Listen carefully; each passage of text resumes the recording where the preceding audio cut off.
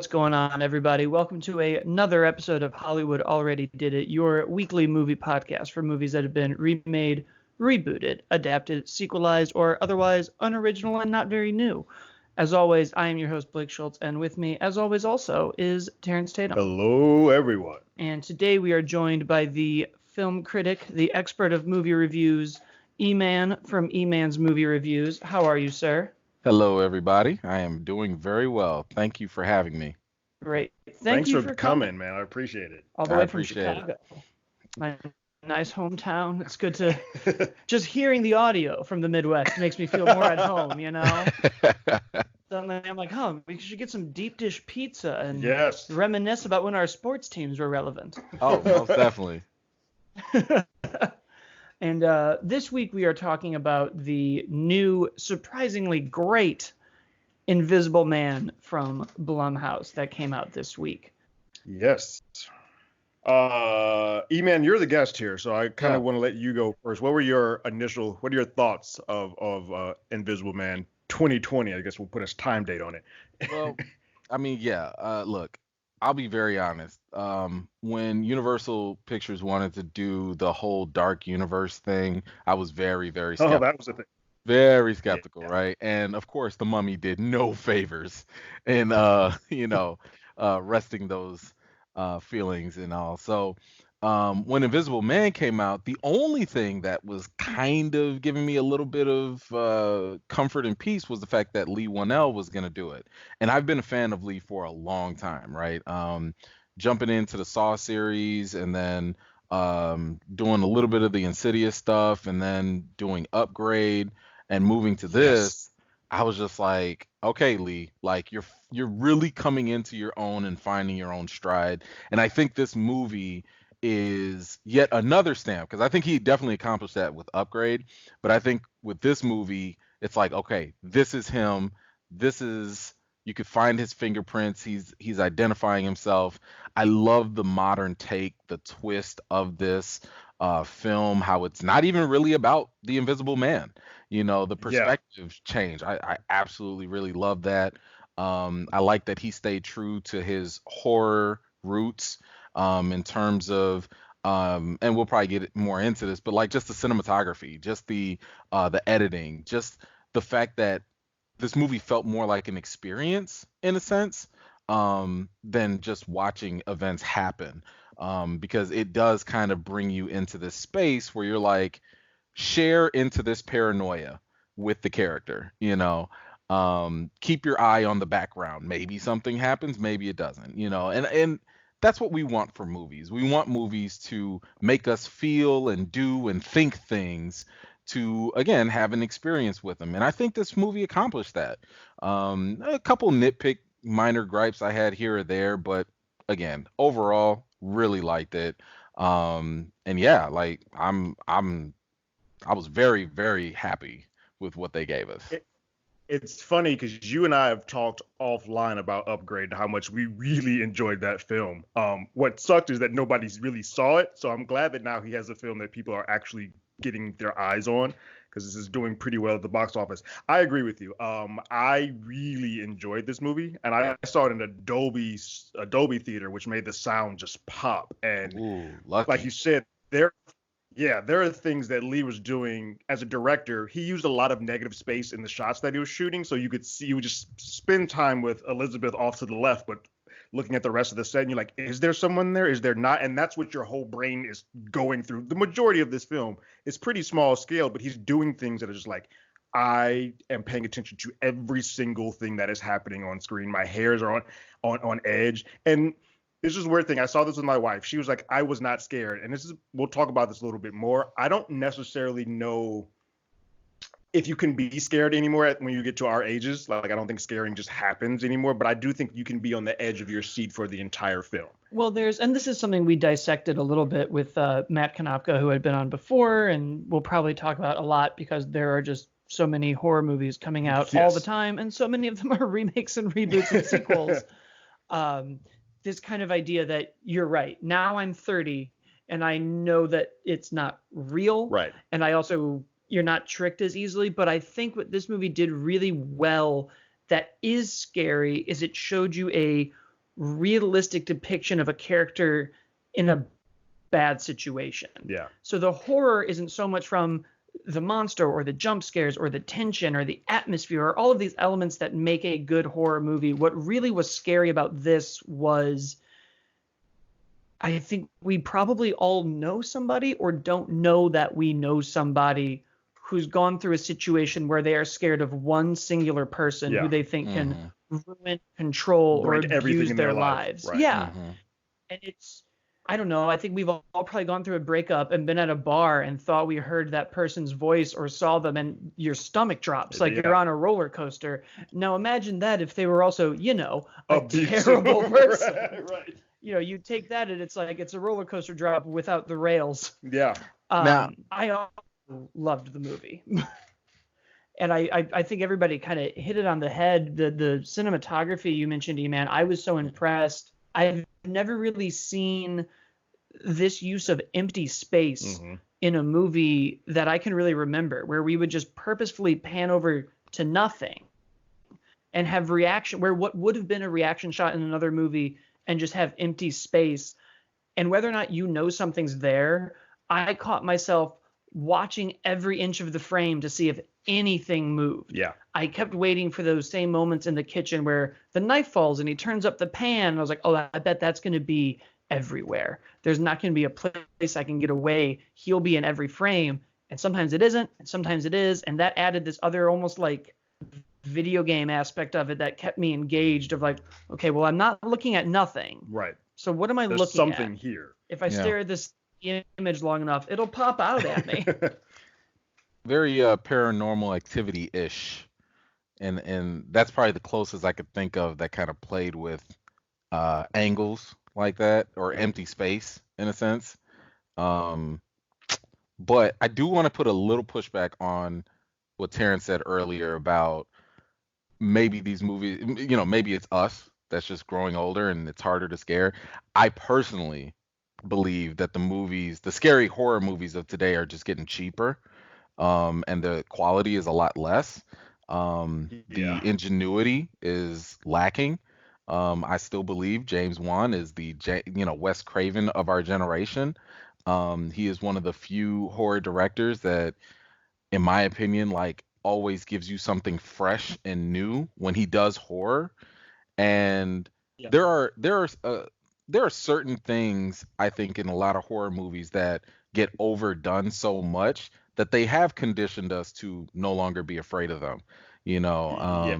And I mean, I could go much deeper into this because I really, really love horror movies, and I have like a list of gripes, but I'll leave it at that. I just think they're getting cheaper. I think they're getting cheaper and lazier. I can agree with that because I also think that these audiences are cheaper and more redundant, that the audience is being conditioned to only accept certain things as being scary. Like if I don't get a bunch of jump scares, then this isn't a scary movie. Where this movie takes its time, it's very slow moving, it's very deliberate. We're watching a woman go into descent, and that's more realistic, which for a lot of audiences, that's not scary because I don't have something jumping out at me every 5 minutes. Yeah, I think that's part of it too. Somewhere down the line, we kind of conditioned audiences to have these haunted house experiences where you're just going around corners and things that look cool or don't cool jump out at you. Right.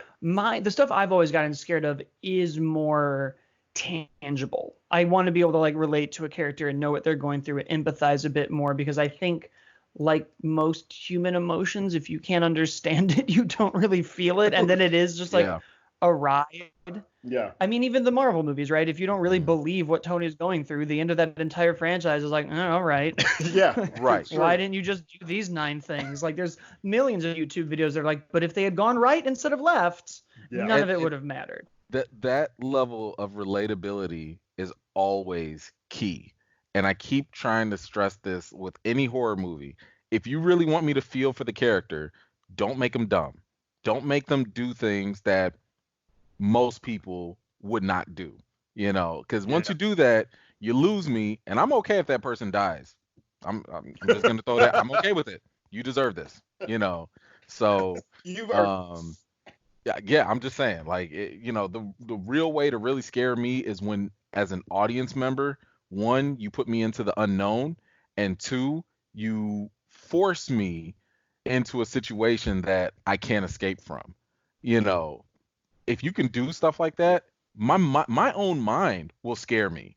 The movie doesn't have to do anything after that, And you I know. think that's a big thing that a lot of horror movies don't do anymore. That's why I'm Right. a big. You and I talked off how we liked Hereditary. You didn't like Midsummer as much, but those movies do a good job of like, I'm putting you in this. Yeah. I'm not showing you everything, so your brain is going to do more work and make it this scary. It's kind of like when you read a book. You get Yeah. more scared by the stuff your brain creates than Right. than what they give you.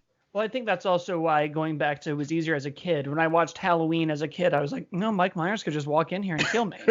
And not like, oh, well, the door's locked, so he probably could get in, but not as easily as I used to think. Right. That's I'm what on the made second Freddy. floor. There's Yeah. time. That's why Freddy was so scary. It was like he came in your dreams. What? Right. I can't. Yeah, there was what? no way around.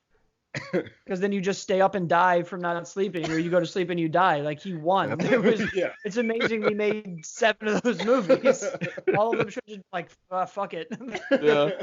But the relatability aspect of it, I thought they did such a good job with Elisabeth Moss's character, and making us really go, she's not too sure if she's crazy.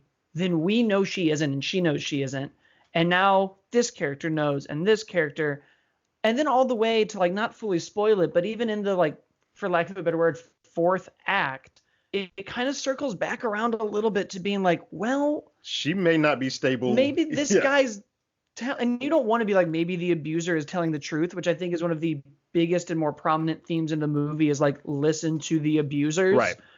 But they do a really good job of having that scene of him just being like, well, it wasn't me, and that you're getting a little nuts, and it's like, oh, this just feels like every celebrity we cancel does this. It's fucked up. Man.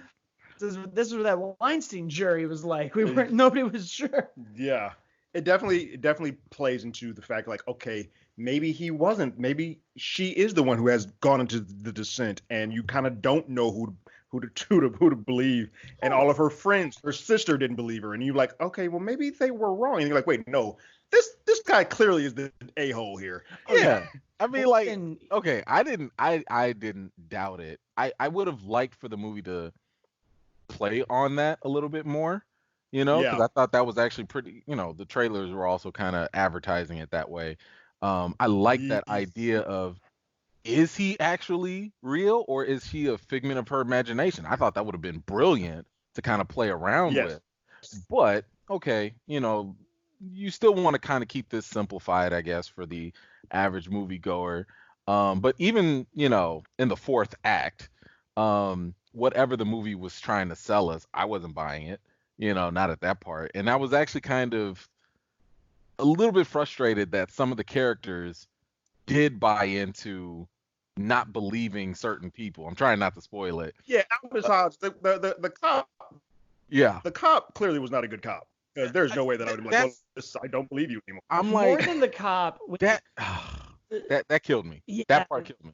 that kind of kept being my line that they played well, where every time I was a little annoyed that people weren't believing her, somebody would figure it out. Right. But where it really started driving me crazy was, and now just spoilers, I guess.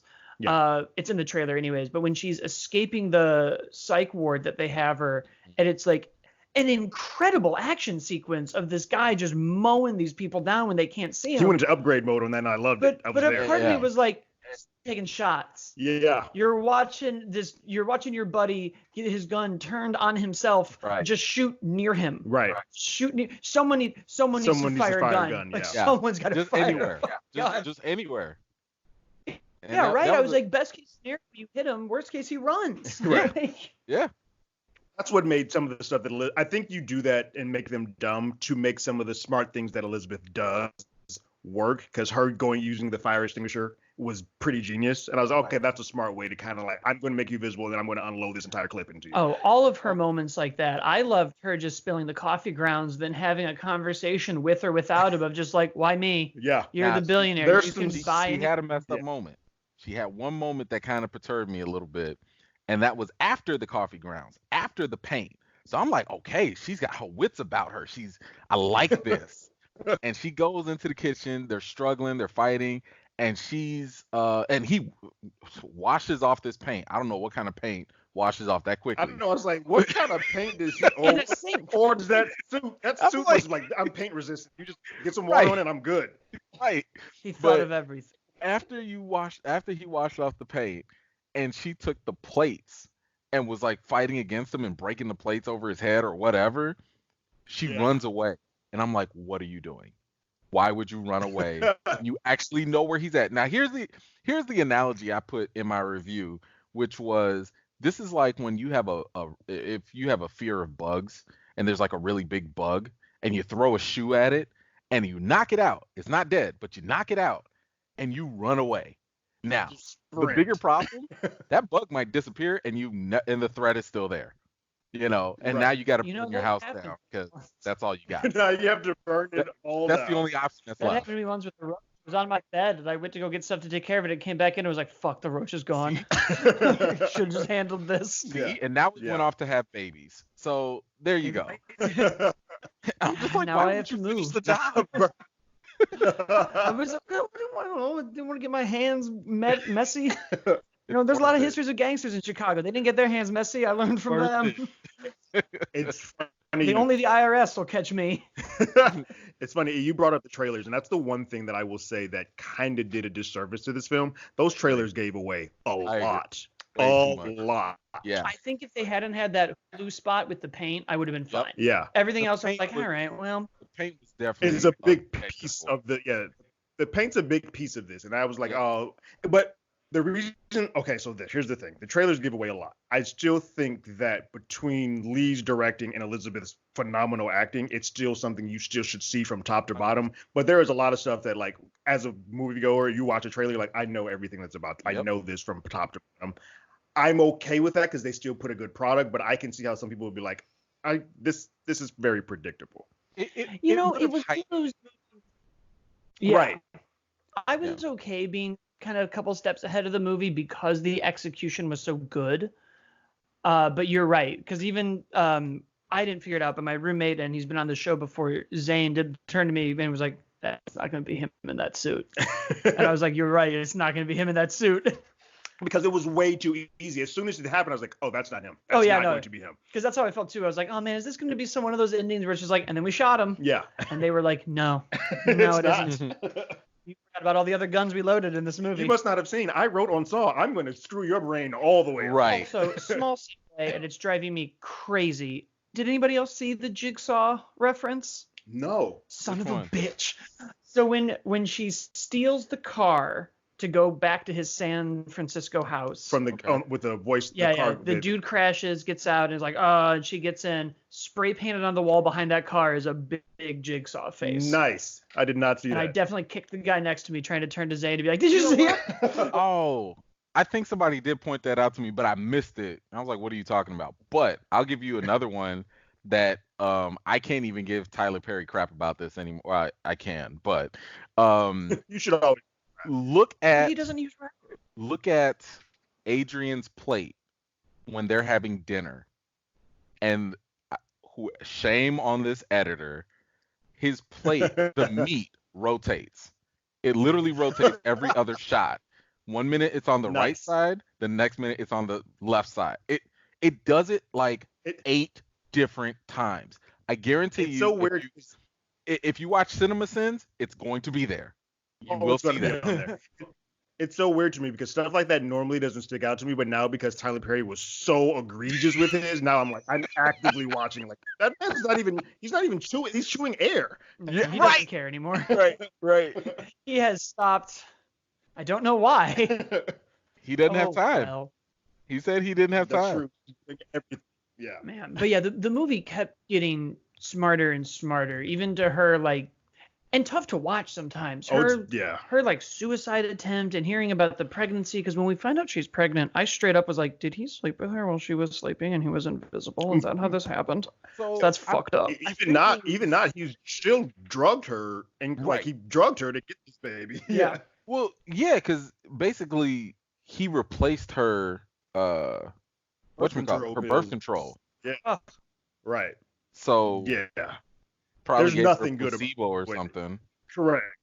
I also really respected that they made him almost like a monster in a very literal sense, and that we don't see his face really until the end. He's we like get it the quickly, creature in the background. Like, yeah. and I thought that was very smart, because for a while I was like, oh, but I want to see his face and like know him, and and then I was like, no, it's way better that he's just this insane force of nature. You think about it, you don't really, in the opening sequence, you don't see, you No. see his hand punch through the window, but you don't ever get a clear look of his face. And I love the intro of this movie because without actually seeing her ever hit or going through any abuse, you see that this woman has been going through it and she needs to get the hell out of there. The dog, Terrence. Right. The dog. Right. That poor dog. No, that was intro, you're just like, yeah, this guy's fucked up. I You do I not absolutely fit this love that. fence if you have a No, Ooh, I and love there- that intro. That was a great way to like cut the fluff, get right to the point. Yeah. We got all of that. We understand the situation. Clearly, if you got to go through these depths just to leave, Right. you couldn't wait for him to go out to the store and leave, Right. but you got to do that? Okay. And you had to think this through. You were like, look, I got to move this camera right here. Right. Because if I move it this way, he's going to, like, Jesus. Yeah. Oof. Also, Yeah. though, if you're gonna go crazy and like kill all these people and torture somebody, change your passcodes. Because that was my like, oh, she still knows how to get in. Yeah. But that first thing I would have done. But he's underestimating her because nobody wants to listen to the victims, and then they get their throats slashed. It was I loved it. funny because thinking about the movie, like I just kind of realized like not changing the passcodes and stuff. A lot of that comes from his narcissism, right? Like he has a that's him control issue, being, and it's That's that him being power where it's like he has blind spots because of that, and I get Right. it. And they really didn't have to flesh him out either, because again, he's not even the protagonist. Well, he's not the main character. He's very much like what a lot of movies used to do. Is like, this guy is from A to Z. He has a one-track mind. I'm going to torture this woman. So we don't need to know about him. We know what his id is. It's just to be there as the force. Well, And that's it. and unless you guys have more to say on the movie, I think that's a good segue into the source material and the history of this character. Yeah. Because he kind of always is a little bit of a force. He always does become this narcissistic, crazy person. A lot of what used to make the Invisible Man a scary character was a corruption of power. And what started as science became a lust for control. And it started, which I didn't even know this, it was a novel in 1897. H.G. Wells. Wow. H.G. Wells. Yeah. And in that book, he's already crazy and is motivated strictly by a lust for power. It's a scientist who wants control. He wants the world. He wants all of these things. And, the book was very acclaimed. It was very popular, so much so that almost 100 years later, it finally kind of made it into, Universal Pictures. It's one of their classic monsters, one of their classic public domain monsters that anyone can use. That you can just call him up and like, I want to use this character. Cool, he's yours. Make some copyrights. That's why nobody else can use Iron Man. Right. The first one was in 1933, and the biggest change to that novel was they made a sympathetic character. Yeah. They have him in the end, and you want to believe in him, and he's connected to his fiance and all these people, and he just wants to be a worthy husband and do good. And I think that's much more in the tragedy of the Invisible Man. And it is this person slowly self-corrupting and not caring about being that, almost an inverted sense of ego, where if I'm worthy enough to be a good husband now, I'm worthy enough for everything. That pursuit of worthiness never stops. And I think a lot of what made that movie scary and work was that's how a lot of people were in the 1930s. Especially back then. Yeah. That was like the Great Depression. We were on the cusp of wars. People were revolutionizing and doing industrial work and getting to this like, well, once I have this, I Yeah. need that, which we still do. I mean, Correct. all the time. And it's funny because that's a franchise, like after that one, you know how always sequels do when they come out, they just stop caring about anything that had the id for the first one. It's like, cool, let's have them meet this random person down the street. Well, it's always funny to me when people, I'm going to use the Marvel movies as my example because why not? Mhm. And well, there's so many Iron Man movies and they all do all these crossovers, and people forget that like the Invisible Man and these other things spawned hundreds of sequels and crossovers. And one thing Yep. Iron Man hasn't done yet, which is meet Abbott and Costello. Abbott and Costello met both Frankenstein and Invisible Man. I have no idea I how that believe happened. he also met Dracula. He did. Oh They my were just god. getting around. They were getting everywhere. It became 2 different television series, one in 1975, which was the first time they had actually tried to make him a good character and Correct. use his invisible And they powers were for good. doing sort of a $6 billion man style of show with that. What's fascinating about that is the 2 years are literally back to back, 75 and 76. And that's only because 75 got canceled. And then they were like, well, we need to make this cheaper. Let's try again with the same production team and call it Gemini Man. It was like, guys, we still know this is trash. No. No. No one will know. Ironically, Gemini Man would later be rebooted as trash in 2019. Sorry, Will. So, speaking of other things that were rebooted into trash, then the Invisible Man went radio silent Yeah. until 2000 when Kevin Bacon starred in Hollow Man. The Hollow Man. Yeah. I actively remember that movie because that was a summer of 2000, like August of 2000. That was after my freshman year of college. So here's what's crazy about that movie. Went in, I was a huge Paul Verhoeven fan who had done RoboCop and Starship Troopers. So I was all in. And Kevin Bacon was like, it's Kevin Bacon. Everybody was all in on this movie. Yeah. This was huge. And it did well at the box office. Paul since has hated this movie, but I actively remember it being ahead of its time effects wise, because they were doing some stuff that just at that time could not have been. The way they were shooting the Invisible Man and the stuff they were doing looked great.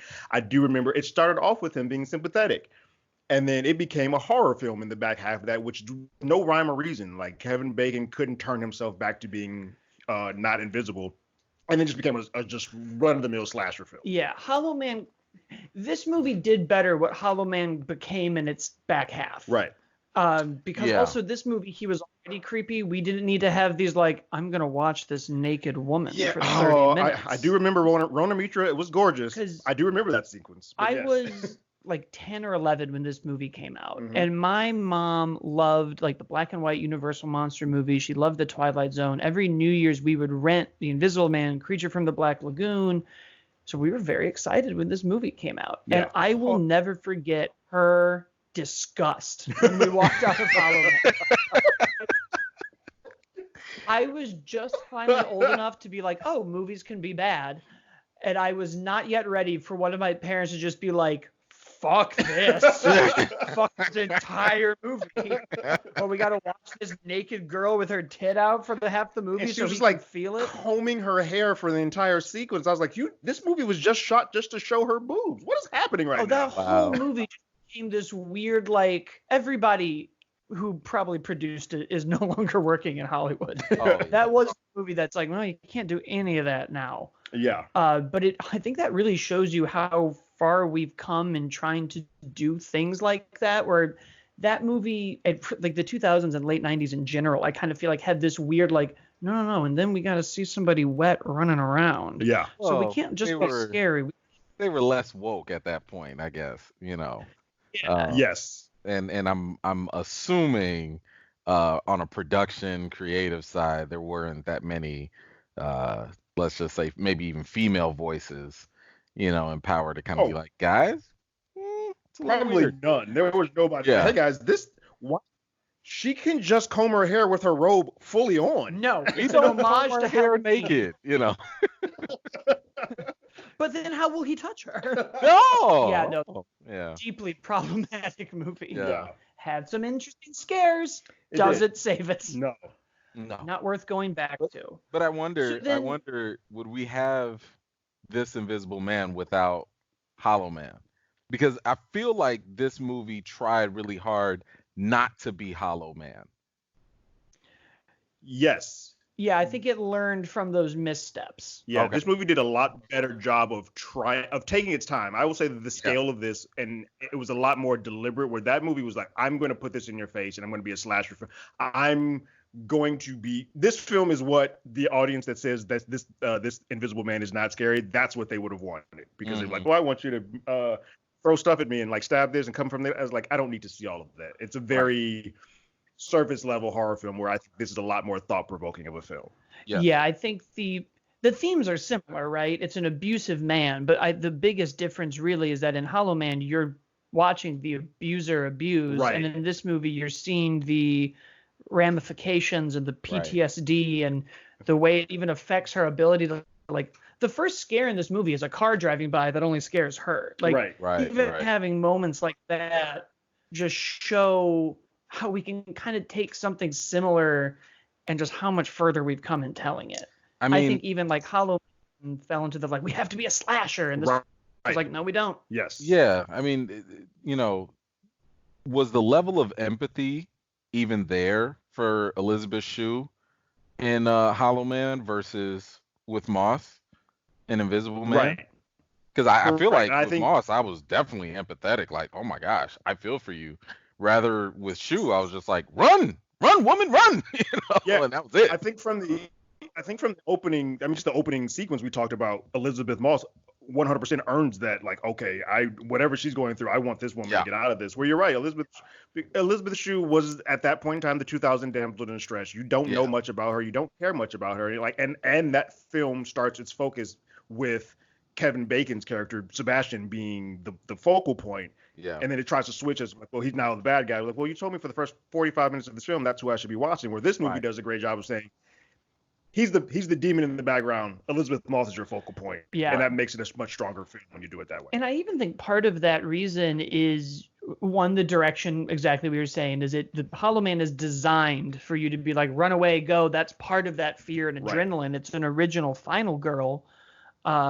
This movie too, when you look at Elizabeth Moss, she looks so beaten, broken. Yeah. Like there's never really a scene that tries to glamorize or sexualize or like even make her look. Because even at the end when she's in control, she still looks tired. She still looks tired, but she wouldn't be. While she is glamorous, you can tell that there is a point. Like, this is glamorous from a woman's perspective, not a glamorous like I'm going to overly sexualize myself. Yeah.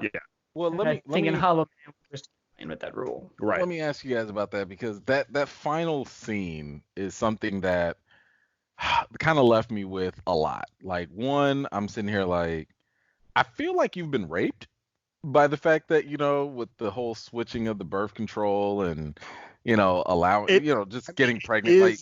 It feels like non-consensual rape in a sense. It is also. It is. It's implied too. There's a line where they ask what he would do when he got mad and if he hit her, and she said that and other things. Right. And I very much took that as like, oh. Right. Yeah. Yeah. Like, I also took that as he took this whenever he wanted it type of situation. Right. Yeah. Right. Or he might not even say it, but just the fear would make her comply. Correct. The idea that he would. Right. Yeah. So I'm sitting here thinking like, she not only has been physically, emotionally abused, sexually abused, she's impregnated with this rapist baby, and then on top of that, she essentially murders him.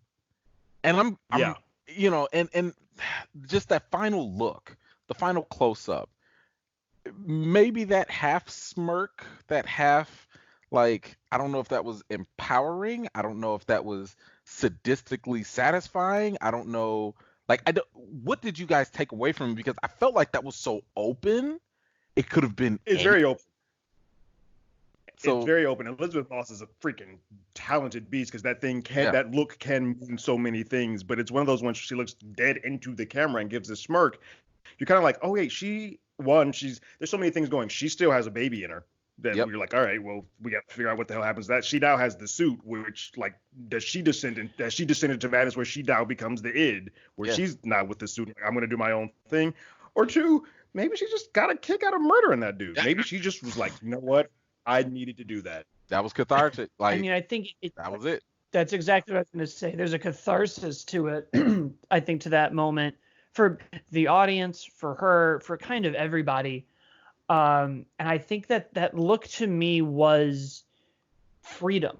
Like Yeah. if the major theme of the movie was control and how he controls her and how even in death, even if he wasn't invisible, this kind of like, hey, here's all this money with these stipulations is another like, it doesn't matter what you do, I control you. And now anything you buy with that $5 million is because of me. So Yeah. I will just keep winning no matter what. And I think her getting to kill him is the ultimate kind of like, fuck you. It's now I have a machine gun. Like, yes.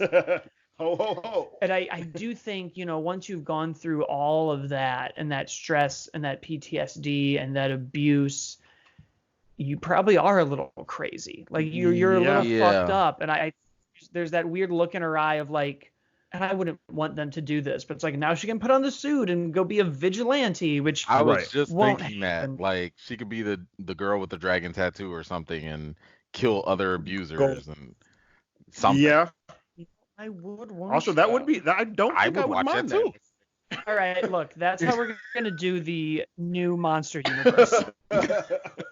They It's gonna be the they go Invisible from monsters to becoming anti-heroes. Yeah. Yep. I'm Okay. sold. It's all going to be about beating their abusers. It'll be, sickness with Dracula. Yeah. I don't know what it'll be with Frankenstein. We'll figure that out. It's weird though because this is a franchise that does. Universal is also doing an Invisible Woman movie with Elisabeth Banks Right. directing and producing. And this is so good. I was like, I don't want that to exist Well, now. the original don't Invisible either. Woman is more comedic, so yes, I don't know. think that hopefully that's the vein that she goes in because I don't want this to interact where you're like, this is serious and this is serious. I don't want those worlds to combine. No, this is so good. I think we tried The Mummy. I think they okay. heard the backlash to the Dark Universe. I think we're going to get a bunch of standalone movies. Which could Because we work. kind of have to prove that these characters work in a modern time, and we Yeah. kind of didn't do that with the Mummy, and we did yeah. it with the Invisible Man, which is the one thing that we didn't really touch on too much was it's not a potion anymore. Now he has this tech suit, which feels a lot more realistic to today's time. Like it's still a suit that probably doesn't exist, but it could. The way that this world it goes. felt like we were what's the word for it? That's not like distant future, but like 5 years from now we could be there. It's a prototype for something that could exist in the future. Like if that's what it feels like. And I was like, oh, this doesn't seem like we're that far from Makes this. it scarier. Who does? It's like it's does. actually a little bit more creeped out because this could happen, or that weird thing where like this could happen. Yeah. But it is much more scary than a potion. And I also think that outside of like when you're doing the Monster Universe stuff, when you do this one this way, it makes the other ones that are much more fantastical.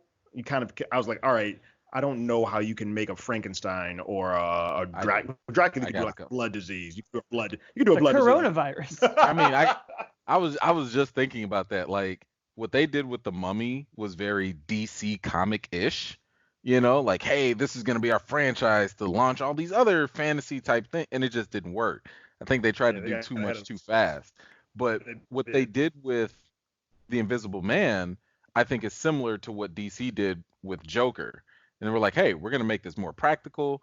It's going to kind of sucker you in by making you think it's a comic book movie, but it's really a character study, And in this one, I think they kind of went with that approach. So if they were to, let's say, do another, standalone type movie, Frankenstein could be something as simple as a cosmetic surgeon gone wrong and just putting a bunch of parts together or something, and I don't know, you go from there. Somebody trying to fix stuff about their face or their looks or their things, and it just goes wrong. Well, so many of those, I like that idea a lot, and so many of these characters have persisted kind of for the similar reason of it always wasn't just like scary, where a character like Jason or Freddy or Mike Myers, I think, have persisted in pop culture because they're these unstoppable killing machine, incredible forces of nature. There's always been a sense of sympathy and tragedy in the universal monsters. Like Frankenstein's a great example of that, of like, it really he wasn't a monster. We had the perception that he was a monster. He himself was a person searching for love. The townspeople made him a monster based on their view of him. And, Yes. and it's often, a misunderstanding of who this person is. Right. It is often, Dracula was syphilis when it first came out. And Right.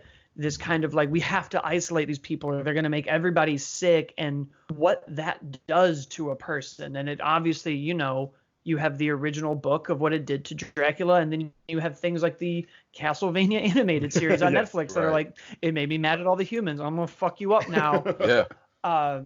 And I think there's ways to modernize that. I mean, we do live in that kind of culture now where when we don't understand something, we push it away. And when we are afraid of something affecting us, we close our borders and push it out. Yep. There's really no reason why you can't think of very smart, low budget, practical reasons to do all of these monsters now. Yeah. And then the Mummy. Yes. I think E-Man brought up a good point, because they definitely got ahead of themselves. They even were taking photos as a group saying like, this is what we're going to do. And you're like, guys, you haven't even have a script for none of this. And this one movie hasn't even come out. You don't know what your response is going to be. There's an alternate universe somewhere where that was our Iron Man.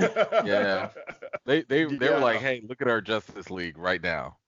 Right. Like, they took photos. Javier sitting there looking cool in the chair. I'm like, what is okay, but to be fair, the Jekyll Hyde stuff in the Mummy was fun. Is Russell the Crowe diamond was in the rough. It was. Stuff that I would have liked to continue on.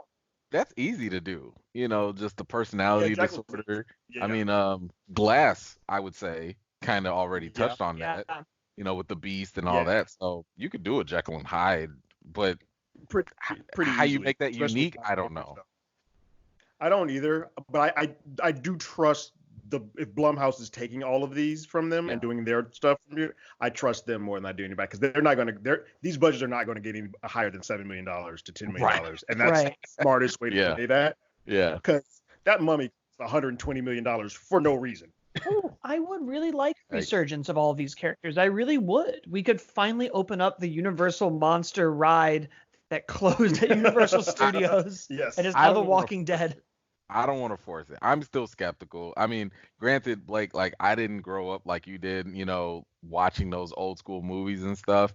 So a lot of those things I was watching in retrospect, and I mean, I get it. Like I know, things change over decades and so on, but like Creature of the Blue Lagoon, like I was just like, I don't really care about this. I'll just stay away from the swamp. That's the one I want the most. You should go by the swamp. I don't care. That's the one he wants the most. That's the one I want. What he's scaring me I think with, part of the reason I like these characters, and it's so stupid to say it, but it is kind of the same reason that I like the Marvel characters or even like Transformers and Turtles, and it's why I collect toys. They're so toyetic and cool that when you do like even the Invisible Man's production design, look, it's almost like this weird scaly reptilian thing when it's invisible, and when it has the suit and the camera's moving, and I'm like, I love this weird stuff. And like back in the day, it was just bandages everywhere and like a missing eye, and I was like, these are the things you don't really. I think in horror now we don't get monsters the same way we did before, and we get like kaiju Godzilla monsters, but we don't really get like a new alien, a new predator, a new Invisible Man. So I'm like, I just want some creatures that are half of it is just not only is the story, but some of it is just the look. How cool does this thing freaking look? And that is a big part of why these Universal monsters have also stuck around, because Frankenstein looks freaking amazing. That's why I like Creature from the Black Lagoon. Right. He looks cool. He doesn't do much. That's why I like Predator. Predator was cool for the 80s. That was a I mean, it's how look. Boba Fett's lasted for so long. That's true. Yeah. Boba Fett is nothing of a character, but he looks cool. And you're like, well, that's how you got it for 3 decades. That's it. Right. We made an entire show and launched a streaming service because we were like, those cool looking dudes? We're going to do some stuff with them. Yep. Man. So, I mean, we talked a little bit about it, but why do you guys think the concept of the Invisible Man is scary or has lasted? Is there anything inherently terrifying about that idea, or are you like, man, just throw some paint on them? No, I mean, I think it's attractive for one, because how many times have we talked about, even just as kids, I wish I could be invisible, or if you're a Harry Potter fan, just throw that magical cloak over you, and you can hide from the rest of the world, and it kind of taps into a little bit of power, right? Like you get to have a certain vantage point that other people don't. In terms of you could be in a room, nobody knows it, that gives you an advantage, and or just, like teenage boys, ooh, I'm gonna go in the girls' locker room, stuff like that. Right. Yeah. These are just We things that saw the I think boys. play into I don't want to say carnal desires, but just like curiosity, in a sense. What would it be like Yeah. if, what do they say? What's the phrase? To be a fly in the room, like, Yeah. Yeah. yeah, I'd like to walk into a room and know what people really think about me, or whatever. You're So, right. It's like, yeah, I mean, that's what Hollow Man did a lot of, where he was like, he stayed in rooms and got to see vantage points of how people really felt about him, and that made him kind of go mad. But that yep. is a cool thing. You do get that ability to be like, I'm going to find out what these people actually say about me when I'm not here. And Yeah. I do think it leads into that because you're right. It is like the superpower. Every kid is like, oh, I turn invisible, or I would fly, or Right. da da da da. But it also does branch into that, like, I'll just say it: great power, great responsibility aspect. And oftentimes the movies lean into like, yeah, it might start innocent, but then like, But you it know what could you could go, really Right. do? yeah, it Like, could go Look at wrong. it's Real- why, what's that those guy? X-Men What's the guy from The Boys? The creepy Yeah, guy. yeah, Vanisher. I mean, he's a creep. Yeah, The dude's a creep. yeah. And a superhero at that. Why are you in the bathroom? What's happening? Oh, right we now? know why He he's in the stays in there bathroom. too. He deserves to get exploded. He got Uh, exactly what was coming to him. He did. All right. Touched on the original stuff. We touched on the persisting. Unless you guys have anything else to add, do you want to talk about these box office numbers? Yeah. Here's what's crazy. We had this conversation because we just talked about Fantasy Island a couple weeks ago, which also was Blumhouse, and it bombed. And then they had one before that, Black Christmas, also didn't make money.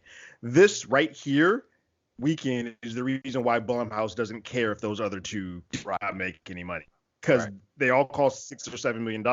But if this one hits 49 million worldwide with 29 in domestic, they are like, well, we're already winning 2020.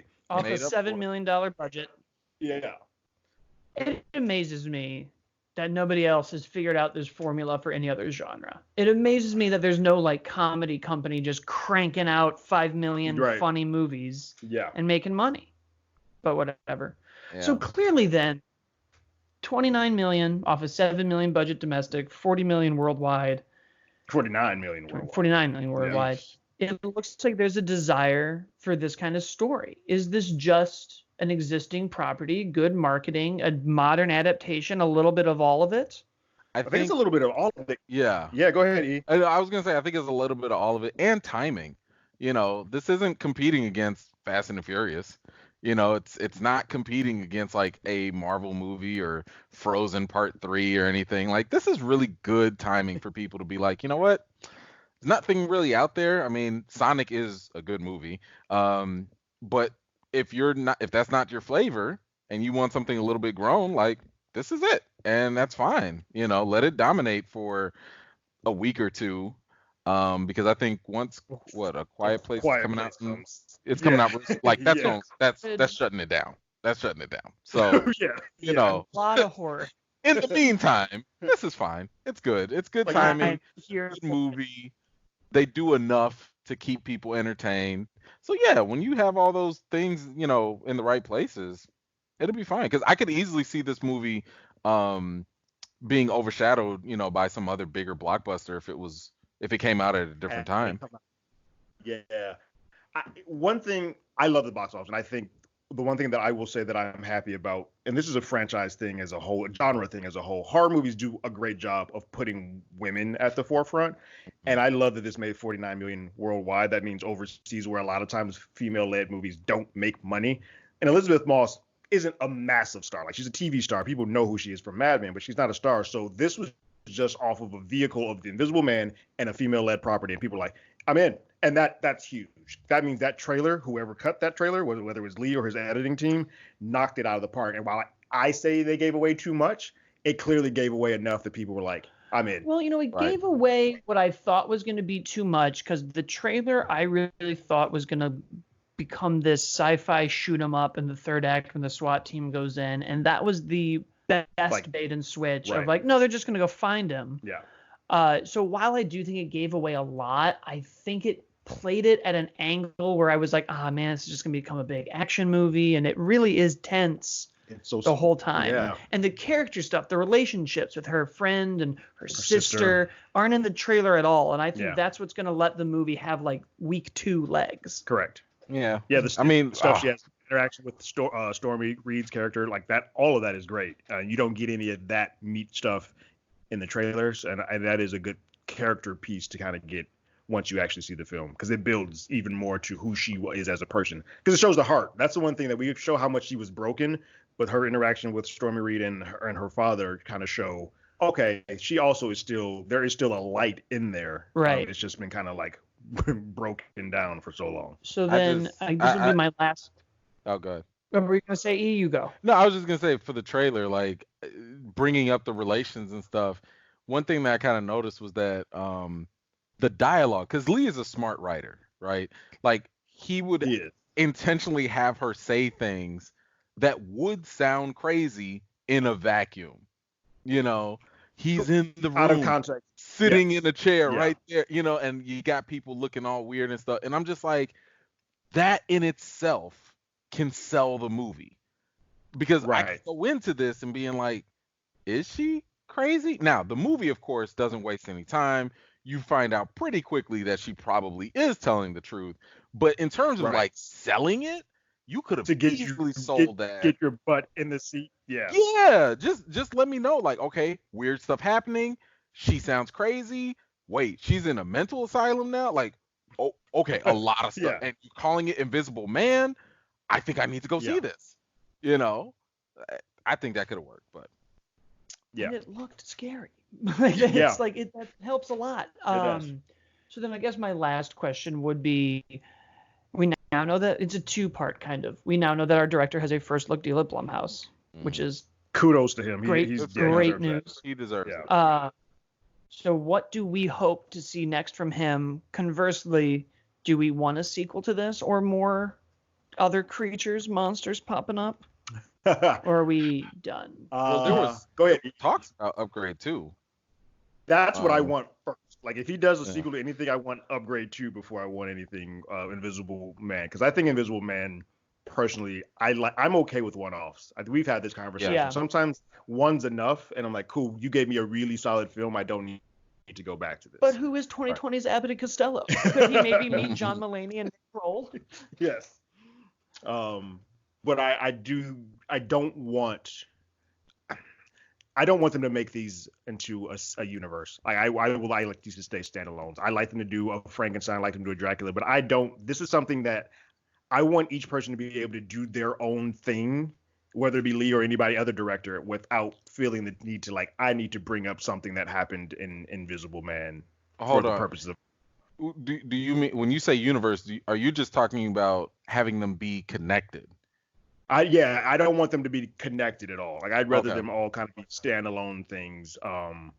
Because here's the problem. We had this conversation when they were talking about the Dark Universe. What is your end goal then if you put all these monsters together? Van Helsing. Right. Yeah, I don't need to see that. Yeah. I think for me, like, one thing I've always appreciated from Blumhouse, like, even if the movies don't do well, you know, what was that? Happy Death Day. You know, or the Black Christmas or whatever. I love the originality that they start off with. They always come in with a concept that you haven't heard before, or that that sells very well. It's just the execution comes out. You know, it's like a game, an A+ game plan with B movie execution. You know, and I'm just like, if you were to tell me that Lee Winnell gets like first look at some of these original concepts, but he can give me that A execution, I'll take that. So I would rather him go and pursue some of these original concepts that they have on the table that they're always offering to us, you know, like The Purge, you know, just came out of nowhere, you know, like that was I love that movie, you know, have him go tackle stuff like that. You know, and then if it spurs a franchise or whatever, but if he's going to jumpstart something, just keep giving me the original stuff and just actually execute it well and not make it another B movie, because then it's just wasted potential. Right. I would love another Saw type. Something The way I felt when the first Saw movie. because Original, that's a different. feeling. Yeah, It's a yeah. feeling you don't get too much anymore. No. I mean, that's how I Right. felt after Upgrade. His Upgrade did that for me. I was like, oh, this is new. Like I've never seen Right. anything like this.